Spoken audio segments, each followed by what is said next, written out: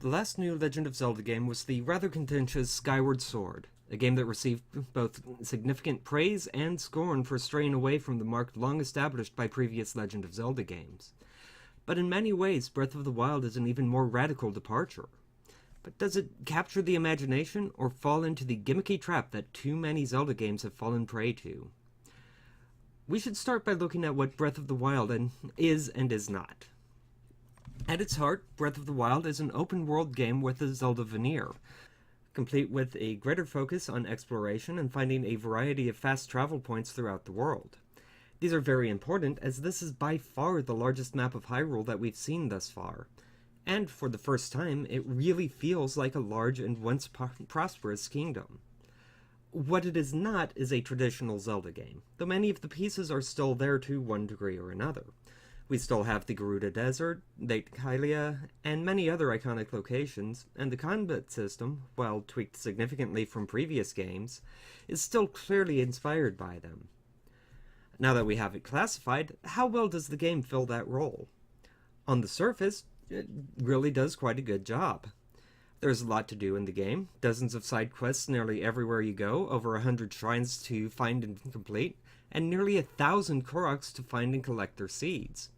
You can go hunting, and the stealth system helps make that an interesting and fun thing to do. Or you can just wander around and see the many beautiful sights the game has. So, the game is a huge success in that regard. However, it's not perfect. While the storytelling in the game is adequate, and doesn't force you down a single path the way many open-world games do, we lose much and more of the narrative that previous games, especially post-Ocarina of Time games, have become known for. You can tell that they designed each of the main quest objectives with the idea of tackling them in any order, but this also leads to a lot of redundancy as you're told your first objective, find the map, at the start of every single Divine Beast. There's also the narrative the game tells. Whereas previous Zelda games have placed you in the heart of events, giving you a strong narrative reason to move quickly, Breath of the Wild takes place well after the main battle has been resolved, and what civilization remains has already found a new equilibrium, drastically reducing the urgency you feel to finish the story. Fortunately, that's one of the few places where the game stumbles. The controls are tight and responsive, with very few occasions where I had difficulty getting the game to do what I wanted.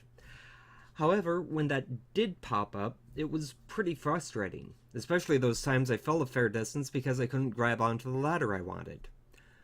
Finally, I want to talk about the final boss, Calamity Ganon himself.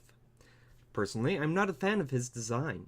He's big and intimidating to be sure, and the fight is definitely not a cakewalk, but I'm not a fan of his design. There was no sense of grand threat from him, no feeling of impending doom. He was just there, waiting for you to take him out.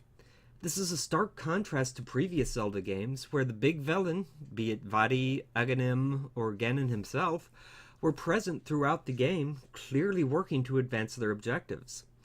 We do have the Blight Ganons in each of the Divine Beasts, but again, they've long accomplished their goals and are simply waiting for you to arrive to take them out. In the end, Breath of the Wild is a brilliant game, and definitely feels like a natural evolution for the Zelda series, but it doesn't quite reach the heights that I can see it reaching.